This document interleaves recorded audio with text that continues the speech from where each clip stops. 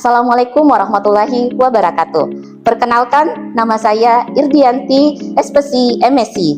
Saya adalah salah satu dosen di Fakultas Psikologi Universitas Negeri Makassar.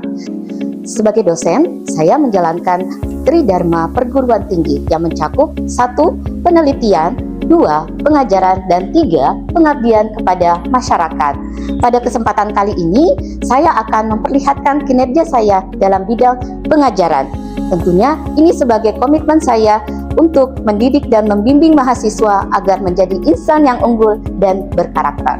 Salah satu mata kuliah yang saya ampuh di Fakultas Psikologi Universitas Negeri Makassar adalah mata kuliah pengantar psikologi sosial. Mata kuliah ini merupakan mata kuliah wajib bagi mahasiswa semester pertama dan menjadi prasyarat bagi mata kuliah lanjutan lainnya seperti psikologi sosial terapan, ada psikologi politik, psikologi budaya, psikologi gender, psikologi lingkungan, psikologi komunitas, dan berbagai mata kuliah sosial lainnya. Mata kuliah pengantar psikologi sosial memiliki bobot 2 SKS dan saat ini diampuh oleh 9 dosen yang berasal dari bidang keahlian psikologi sosial. Salah satunya adalah saya sendiri. Mata kuliah ini mempelajari tentang bagaimana pola interaksi individu dalam konteks sosial. Selain itu, melalui mata kuliah ini, mahasiswa diajak untuk memahami konsep-konsep dasar, teori utama, dan fenomena sosial yang dapat diaplikasikan untuk menganalisis berbagai permasalahan dalam kehidupan sehari-hari.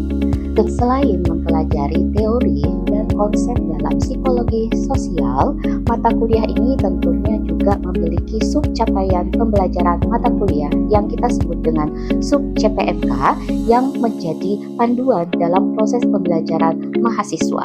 Adapun sub CPMK dalam mata kuliah pengantar psikologi sosial ini adalah mahasiswa mampu memahami konsep dasar dan tentunya terkait dengan definisi, sejarah, ruang lingkup psikologi sosial sehingga mahasiswa nantinya bisa memahami secara konteks dari disiplin ilmu pengantar psikologi sosial.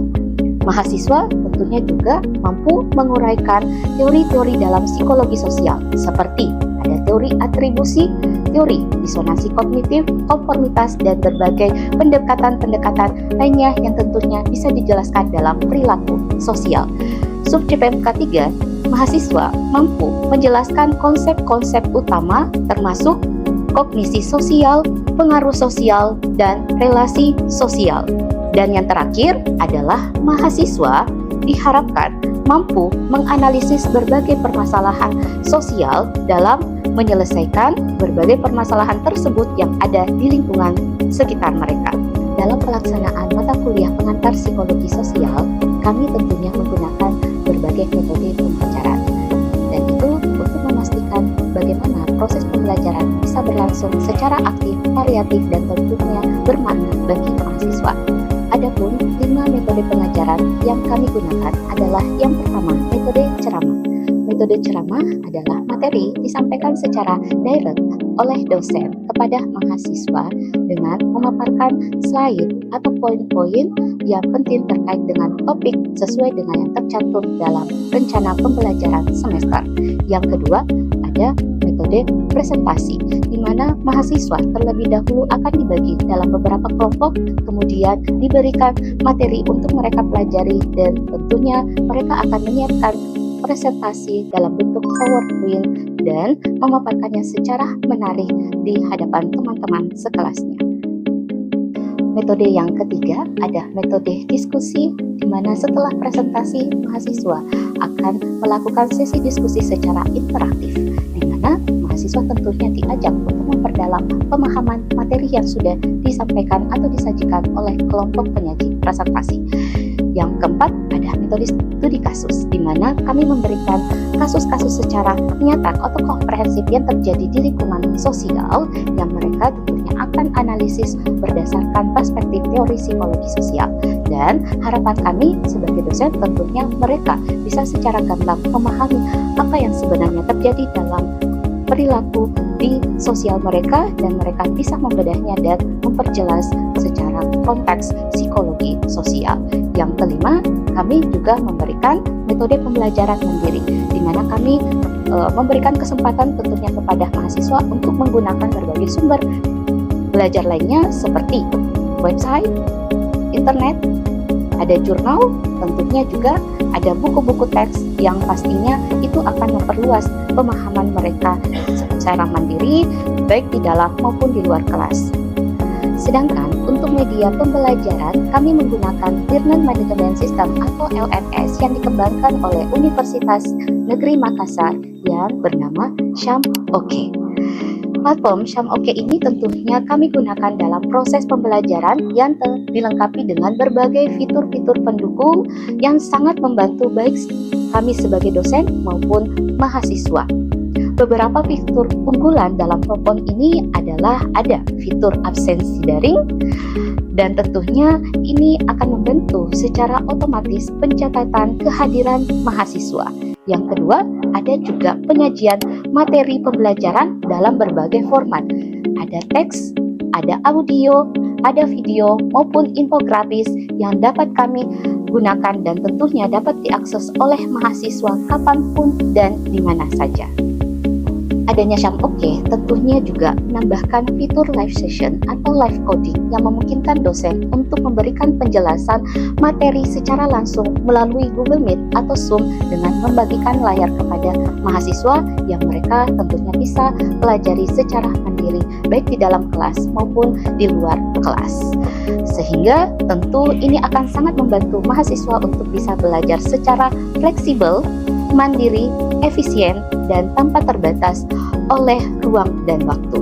Dengan adanya teknologi ini, kami berharap proses pembelajaran bisa menjadi lebih interaktif, lebih adaptif, berdaya guna, dan tentunya sesuai dengan kebutuhan zaman dan karakteristik generasi mahasiswa saat ini.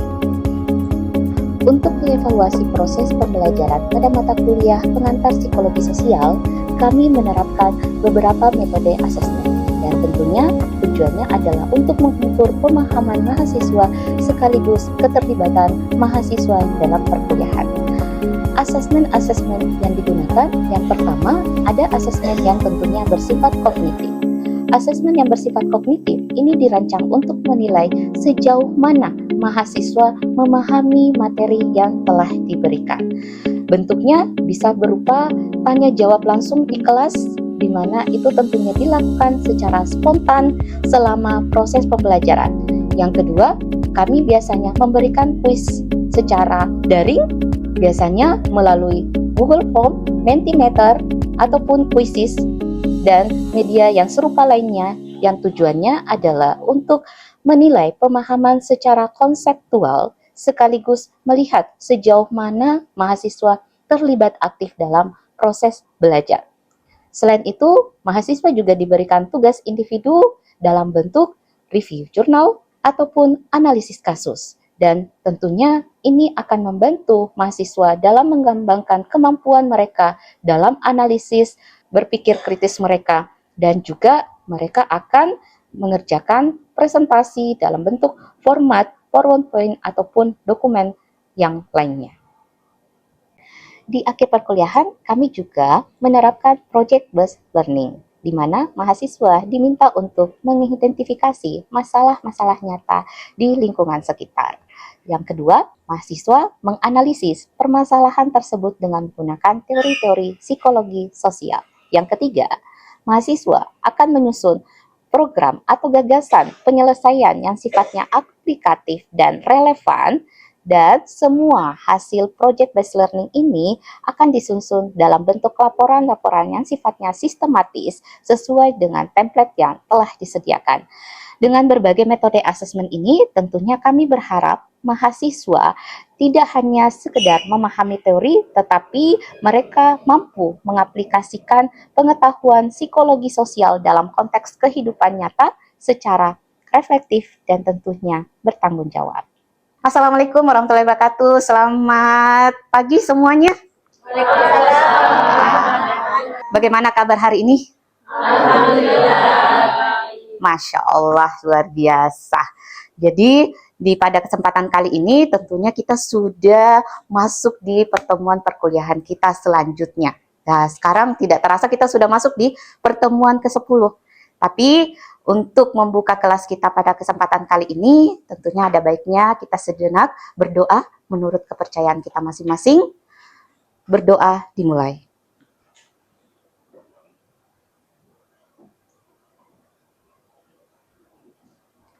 Berdoa selesai. Alhamdulillah, tentunya kita selalu senantiasa panjatkan puji syukur atas rahmat, karunia, dan tentunya nikmat kesehatan sehingga di forum kali kelas kita hari ini bisa hadir secara lengkap. Nah, untuk mengingatkan adik-adik, seperti biasanya tentunya jangan lupa untuk absensinya di Syam, oke ya. Oke. Dah. Untuk materi kita hari ini, kita sudah masuk sebenarnya materi group influence atau pengaruh kelompok. Tapi ada baiknya saya mau tahu dulu nih, ya, sudah sejauh mana sih adik-adik ini sudah paham terkait materi kita sebelumnya. Jadi, dua pertemuan kita ini membahas terkait dengan pengaruh sosial, ya. Kalau di pertemuan sebelumnya itu kita membahas terkait konformitas. Ya. Mungkin ada yang bisa mewakili dari teman-temannya, siapa yang mau memberikan tanggapan ataupun review ya dari materi pertemuan kita sebelumnya terkait dengan konformitas, seperti apa saja itu yang adik-adik sudah pahami. Oke, yang mau silahkan raise hand. Oke, Alia boleh berdiri silahkan. Baik, terima kasih sebelumnya atas instruksinya. Perkenalkan saya itu Bella Cipte. Di sini mungkin saya akan review tentang terkait dengan definisinya, Kak. Jadi konformitas itu sendiri adalah bagaimana kecenderungan seseorang untuk menyelamatkan ataupun menyelesaikan dirinya terhadap dengan nilai-nilai atau norma-norma sosial atau kelompok umum. Nah, bisa saja kecenderungannya itu dalam hal perilaku ataupun perilaku seperti itu. Oke, aplaus dulu untuk temannya. Ada lagi yang mau menambahkan? Oke, silahkan. Terima kasih. Perkenalkan nama saya di Komputer. Ini saya ingin menggunakan alasan mengapa akan melakukan komunitas. Pertama ada norma sosial di mana komunitas terdiri dari mendapatkan penerimaan sosial. Yang kedua, informasi sosial di mana komunitas terjadi karena ingin merasa benar. Yang ketiga ada identifikasi dan keinginan untuk menjadi bagian dari kelompok di mana komunitas muncul karena ingin merasa menjadi bagian dari kelompok sosial tertentu. Yang keempat ada tekanan sosial di mana komunitas bisa diterapkan pada tekanan eksplisit atau implisit dari semua kelompok. Oke, terima kasih. Aplaus juga untuk temannya. Masih ada lagi yang mau menambahkan? Oke, silahkan. Sekarangnya mana sampai segmen produk. Jadi untuk saya mengenalkan terkait hukumnya di sini ada 4 yang setelah saya ingat. Yang pertama itu ada identitas sosial, kemudian ada tingkat konformitas, jadi semakin tinggi keterkaitannya ke kelompok, maka dia akan cenderung melakukan konformitas. Kemudian ada ukuran kelompok, dan yang selanjutnya itu ada maksudnya. Oke, terima kasih. Aplaus juga untuk temannya.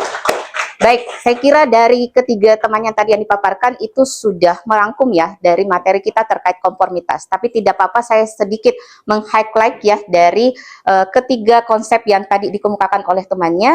Jadi konformitas itu adalah berbicara bagaimana upaya kita sebagai individu untuk mengubah perilaku kita sesuai dengan norma sosial.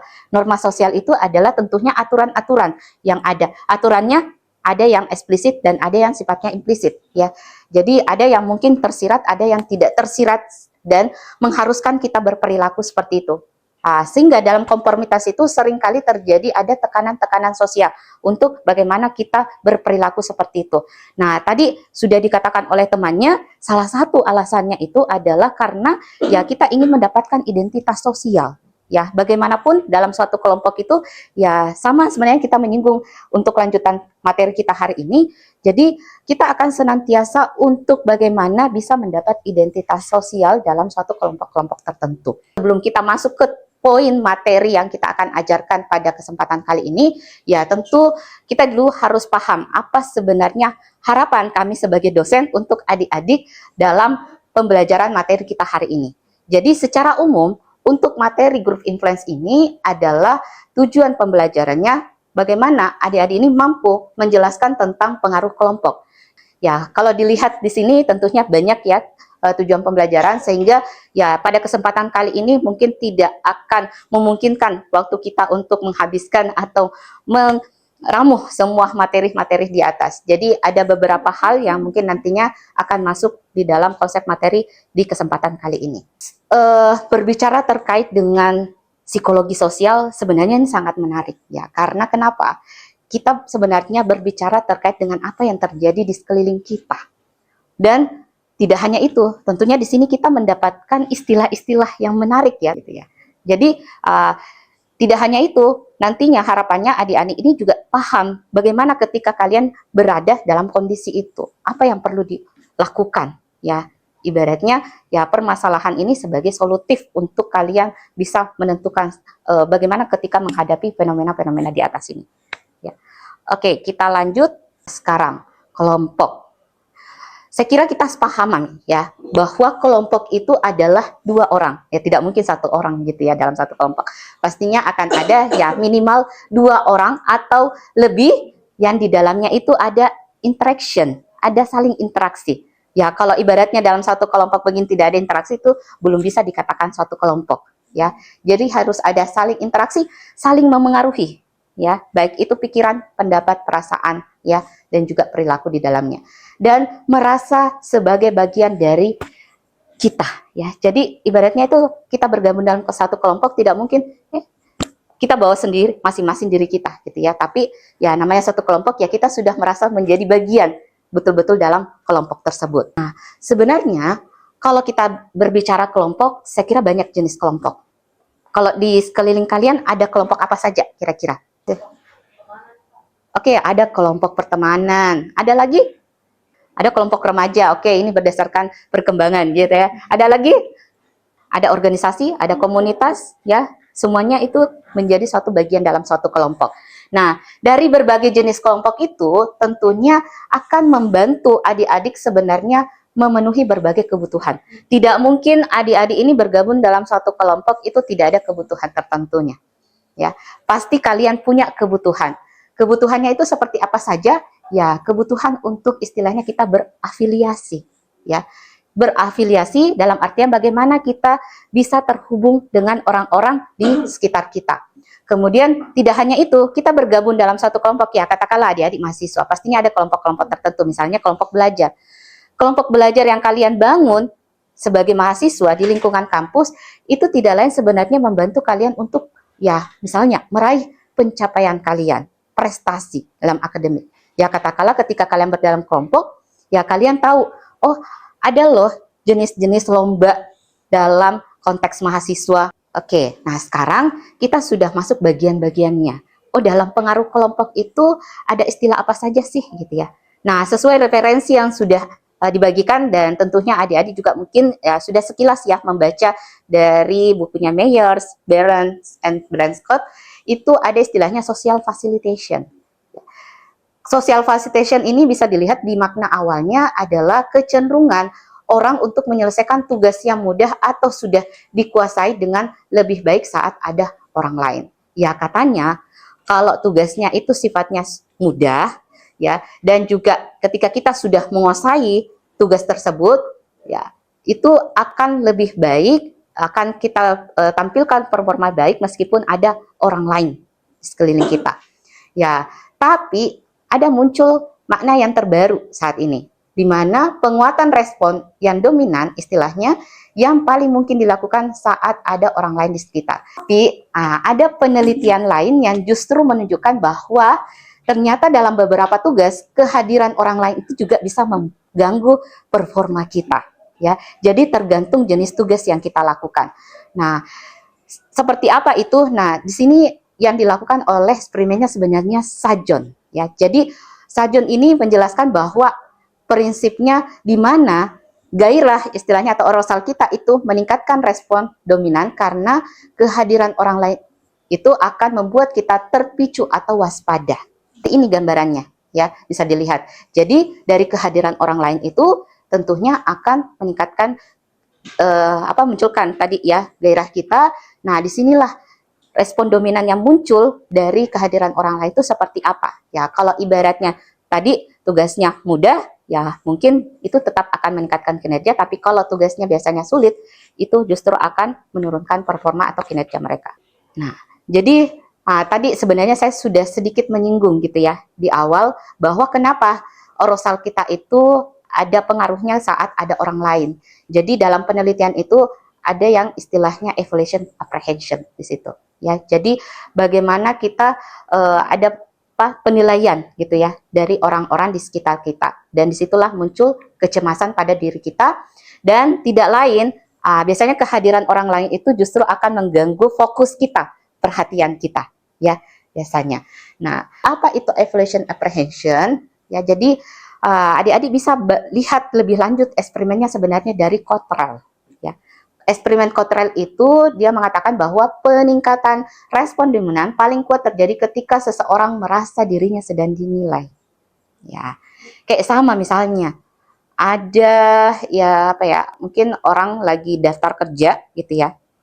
Padahal itu adalah senantiasa sudah menjadi pekerjaan yang mereka lakukan mungkin di tempat lain. Tapi karena ya satu kondisi di situ dia ingin mendapatkan kenaikan jabatan atau seperti apa, ya ini akan mempengaruhinya. Ya, jadi muncullah the self consciousness-nya. Nah, selanjutnya itu adalah dipengaruhi oleh tadi distraction ya. Yang apa hal yang mengganggu secara kognitif di pemikiran kita itu kadang kayak ibaratnya sudah kita mengerjakan tugas saat itu, kita menjadi kewalahan, terus tambah lagi ada hadirnya orang lain, ya, dan itu tentunya juga akan mempengaruhi bagaimana kita menampilkan atau menunjukkan sesuatu di depan orang lain.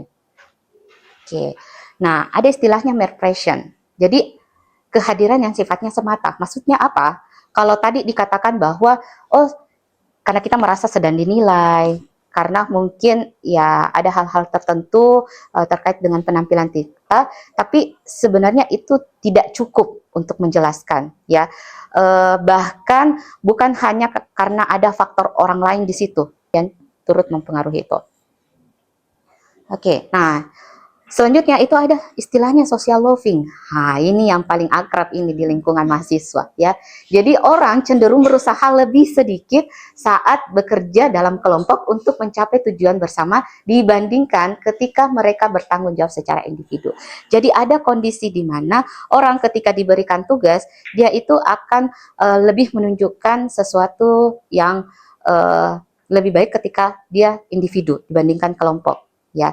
Nah, kalau mau dilihat secara eksperimennya, ini juga ada gitu ya oleh Max Ringelmann, bahwa usaha bersama di sini yang dilakukan oleh tim tarik tamban ternyata hanya sekitar setengah dari jumlah usaha individu jika mereka bekerja secara sendiri.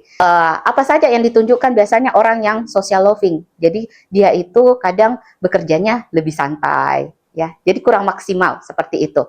Ya. Sehingga ya karena kan ibaratnya mereka berpikir ini hasil akhirnya ya tentunya hasil dari apa yang sudah dilakukan oleh kelompoknya gitu ya. Jadi penelitian lain juga menunjukkan bahwa orang akan lebih termotivasi bekerja dalam kelompok jika biasanya tugasnya itu sifatnya menantang ya, dan juga menarik ya biasanya, dan membuat mereka merasa terlibat secara pribadi. Ini sangat penting juga. Kadang kita luput ibaratnya kan biasanya kita bergabung kelompok karena itu yang selalu aktif, akhirnya kita hanya fokus dengan orang-orang itu saja. Anggota lainnya itu kita abaikan.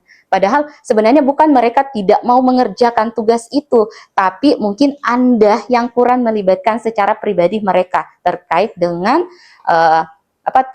tugas yang diberikan tersebut. Ya, makanya kita perlu libatkan mereka. Ini yang paling istilahnya free riders ya.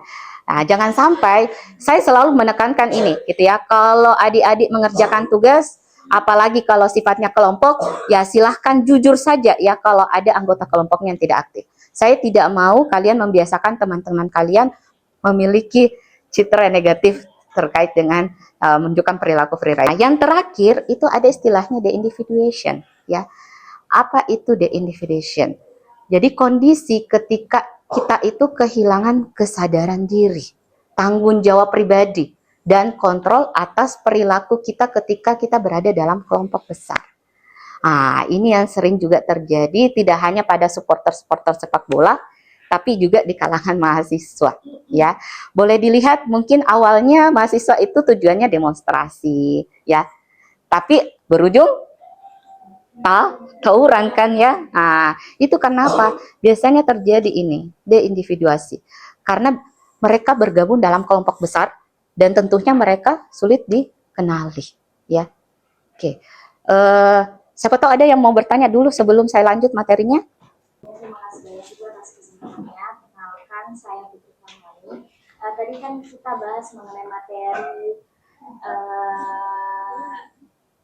terkait dengan Deindividuasi. identifikasi, Bu. Jadi kalau misalnya kita dalam suatu kelompok cenderung melakukan atau mengikuti sesuatu yang tidak normal, apakah itu bisa kita masukkan dalam konsep deindividuasi, dan bagaimana sih sebenarnya deindividuasi ini dapat mempengaruhi perilaku kelompok secara keseluruhan itu? Oke, good. Oke. Jadi sangat menarik ya sebenarnya kalau kita berbicara deindividuasi, ya kan tadi kehilangan kesadaran diri, tanggung jawab ya. Makanya orang-orang ketika dia bergabung dalam kelompok besar, ya ada istilahnya kita itu menjadi anonim ya. Kita tidak dikenali identitas kita. Jadi kayak ibaratnya kalian bergabung dalam supporter sepak bola, ya kan mana tahu gitu ya siapa itu, siapa mereka gitu ya. Jadi ya, dan hal itu biasanya ada proses arousal, kegairahan secara emosional. Jadi hal-hal yang terjadi secara emosional itu biasanya juga akan sangat saling memicu dan kecenderungan untuk melakukan yang namanya deindividuasi di dalamnya. Ya, hal-hal yang kadang kan sering kita lihat deindividuasi itu lebih ke negatif juga sih gitu ya, karena mungkin ya mereka tidak menerima sesuatu apa yang terjadi di lingkungan tersebut. Ya, sehingga mereka menunjukkan respon yang negatif ya. Nah, secara umum ini 3 faktor deindividuasi. Ada group size ya tadi, jadi semakin besar ukuran kelompok itu maka itu juga akan mempengaruhi orang melakukan deindividuasi. Ada tadi istilahnya anonymity ya, karena ya tentunya di sini identitas diri mereka tidak dikenali dan tanggung jawab secara individu ya tentunya itu tidak terlalu melekat pada diri mereka. Ya. Nah, tentu deindividuasi ini itu terjadi karena ketika kita berada di dalam kelompok besar atau anonim, serta berada dalam kondisi yang tadi saya katakan, itu membangkitkan emosi kita dan penuh distraksi biasanya, gangguan. Jadi kita itu ibaratnya kayak tidak ada upaya atau ruang untuk bagaimana kita menilai apa yang terjadi saat itu. Ya, jadi kita langsung memberikan respon terkait dengan apa yang orang-orang lain di sekitar kita lakukan. Mungkin untuk materi itu cukup saja ya gitu ya untuk pertemuan kita kali ini, karena waktu kita terbatas. Insya Allah untuk pertemuan berikutnya kita akan melanjutkan ya materi-materi terkait dengan grup influence.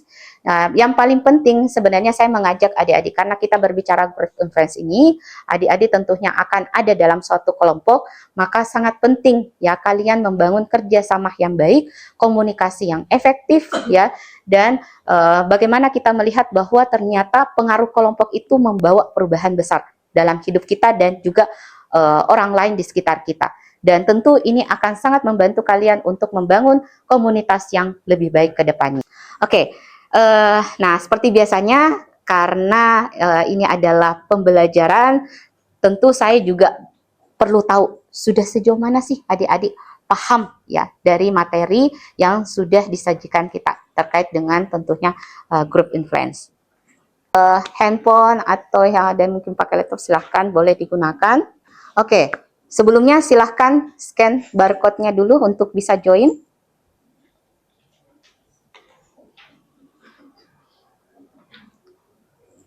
Dijawab ya secara mandiri sesuai dengan apa pemahaman kalian.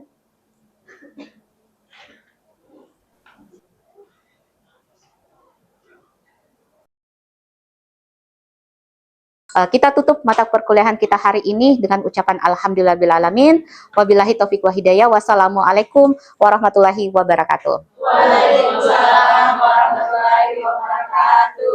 Itulah tadi video pembelajaran saya selama di kelas, khususnya untuk mata kuliah pengantar psikologi sosial dengan bobot 2 SKS yang terdiri dari 16 pertemuan. Terima kasih untuk atensinya. Assalamualaikum warahmatullahi wabarakatuh.